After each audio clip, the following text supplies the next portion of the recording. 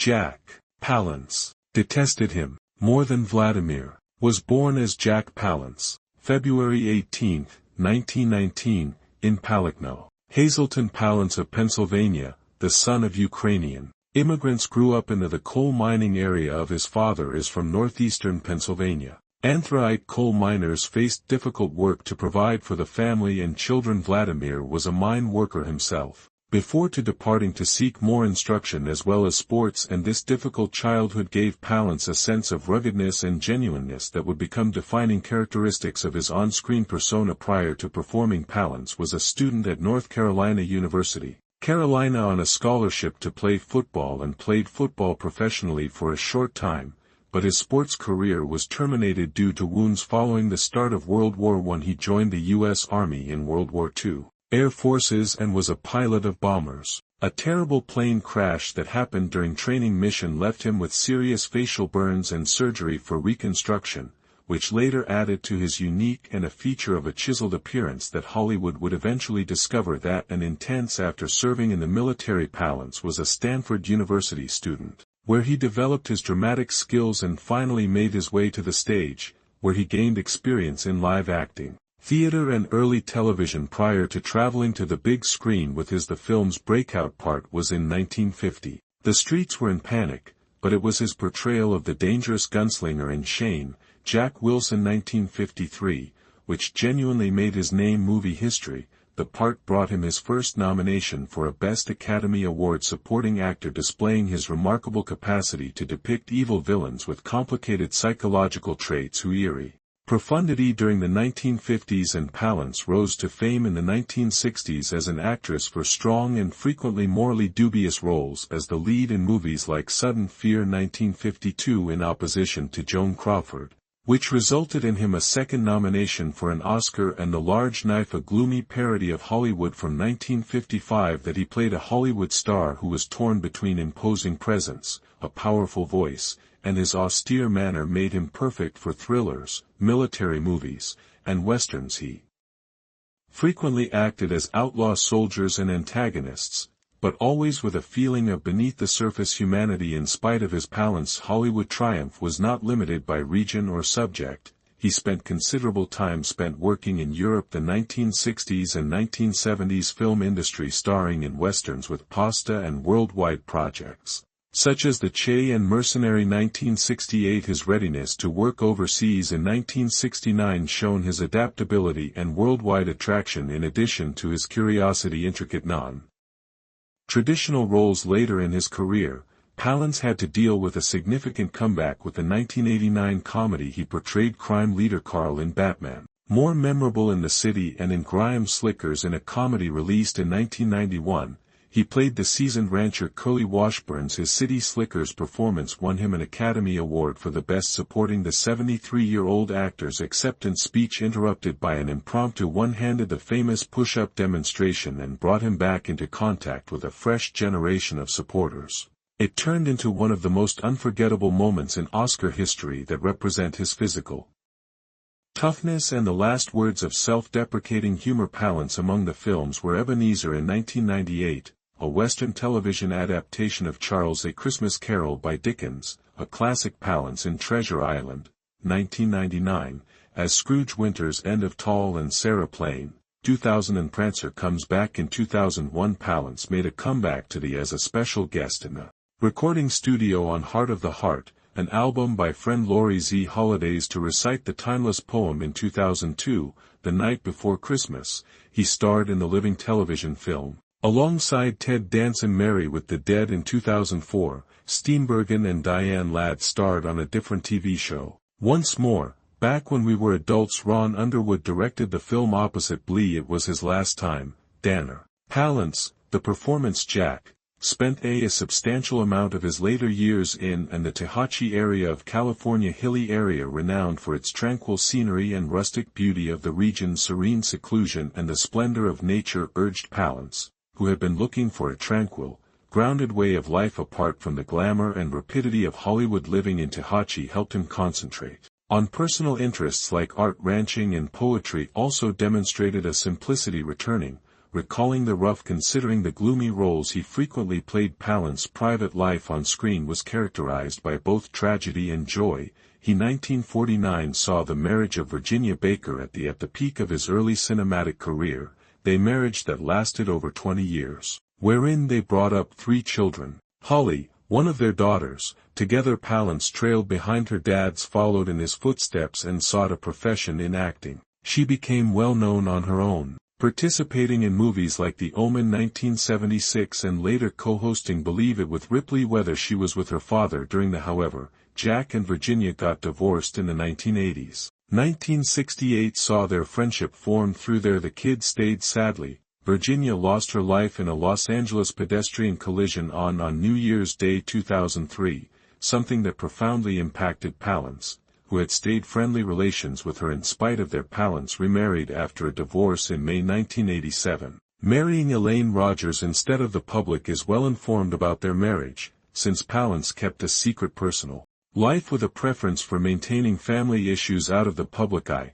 But though the information on his death certificate, his divorced marital status indicates that the union finally came to an end, even though the specifics of the split where his partnerships were not generally publicized. And family life, although frequently being overlooked, his commanding on-screen persona reveals a more nuanced and relatable aspect of the performer, one influenced by loss of love and transformation. In Palance's acting career, in addition to was a committed visual artist who possessed an intense love for painting, in particular sceneries that he produced and marketed. Each of his artworks was privately paired with a unique poetry written by hand on the rear, including an introspective and intimate dimension to his artwork. His art demonstrated a sensitive and meditative component of his personality that is rarely noticed in the challenging, hard-edged parts he represented in plays and westerns. In his writing pursuits reached their zenith in 1996, when The Forest of Love was published, a collection of poems published by Summerhouse Press. The collection displayed his reflective tone and profundity of feeling, examining themes of seclusion in nature and love that goes beyond. Palance's poetry and art cherished the countryside, and he spent a lot of time in agriculture,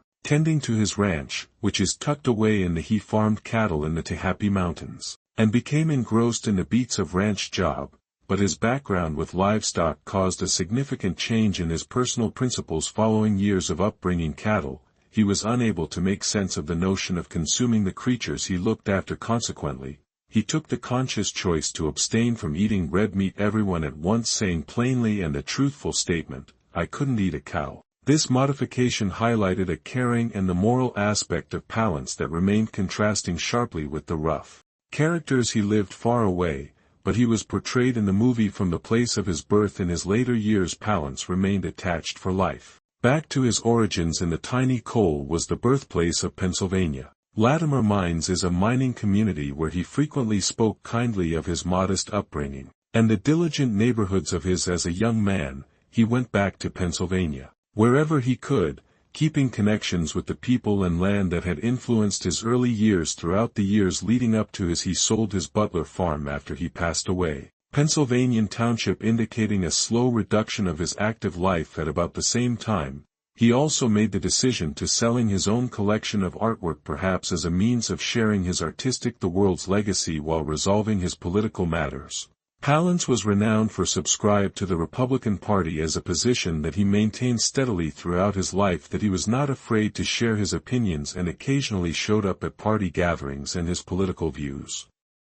In line with his independent ideals, diligence and individual accountability, values that he frequently demonstrated in both his private life and the characters he shown on the screen, Jack Palance actually more than anyone else. Alan Ladd detested him in the cult of vintage Hollywood. Few grudges were as powerful and confusing and persistent as the hostility Jack Palance allegedly had feelings for colleague. Although both men carved actor Alan Ladd are prosperous mid-20th century careers, their shared dislike of the century's movies, especially Palance's profound resentment, developed into a legends whispered among business insiders. To comprehend the causes of this conflict, one must first take into account the enormous disparities in their individual backgrounds, professions, and temperaments. Vladimir, born Jack Palance Palahniuk to parents who immigrated from Ukraine in Pennsylvania, was a tall person, He was there both physically and in renown for his tough masculinity, sculpted features, and a sense of boiling power that turned him into an ideal for roles involving felons, antagonists, and melancholy. A former professional boxer's anti-heroes and honorable World War II veteran, Palance added a genuine edge to his characters that were molded in adversity. His journey to violence and survival, being famous, wasn't quick or simple,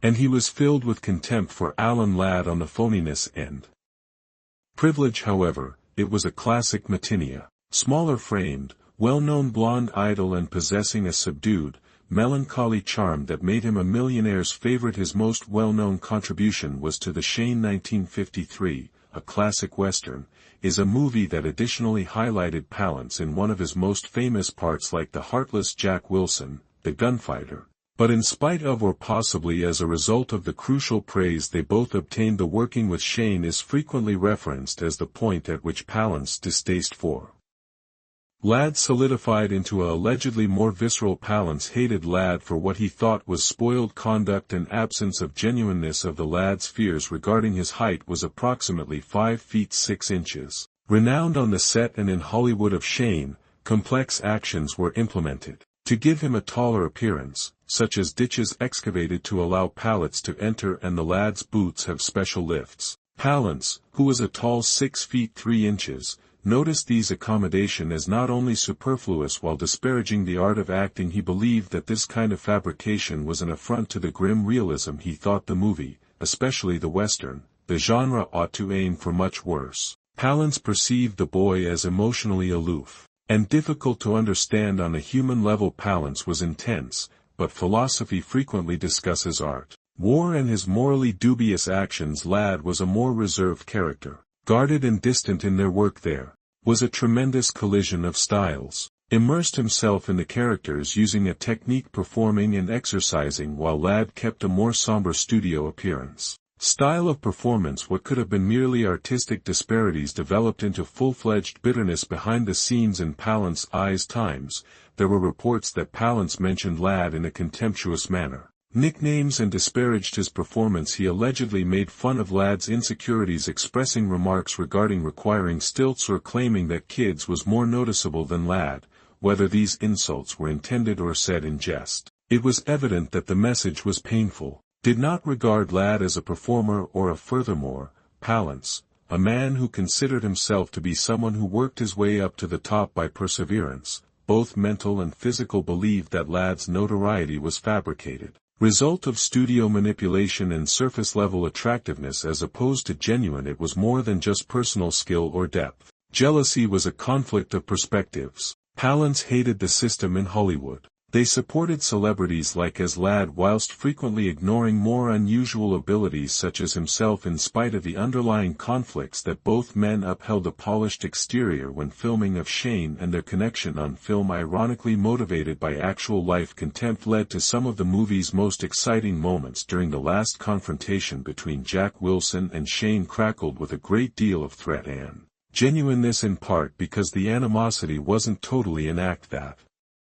viewers could perceive as authentic. The two actors' conflict, and it only strengthened the story's emotional stakes in subsequent years. Palance hardly ever discussed Alan Ladd in public, but those close to him argued that even after Ladd passed away, resentment persisted. Quite young in 1964, having reached the age of 50, Palance lived many years longer than he did, decades still, affecting his elderly age and ultimately receiving an Academy Award, City Slickers Award, and even in his final years. However, when considering the performers in his, he allegedly never provided a generation. Nice remarks for Ladd during a brief. According to reports, Candor, Palance told Alan Ladd was a biographer who stood for all of Hollywood's mistakes or glaring condemnation from a self-centered man on the value of artistic integrity and individual. Ultimately, the gap between toughness and Alan Ladd and Jack Palance were more than just a petty rivalry, was a sign of a wider cultural conflict in Hollywood itself,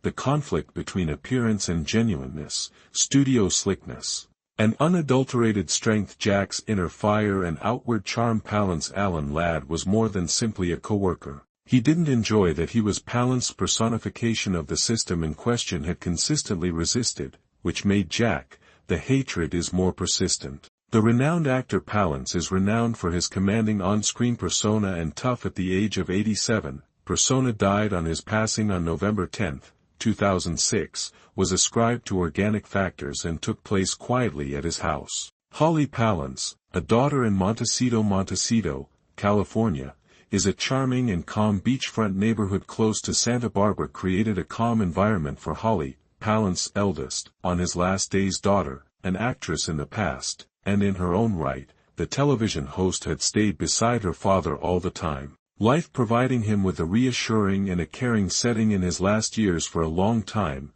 the Palance family had treasured privacy, and his demise was distinguished by dignity in the company of loved ones instead compared to the spotlight's glare, which had spent decades following him. In the days after his passing, the Palance community and family arrived, jointly to pay tribute to his memory and heritage.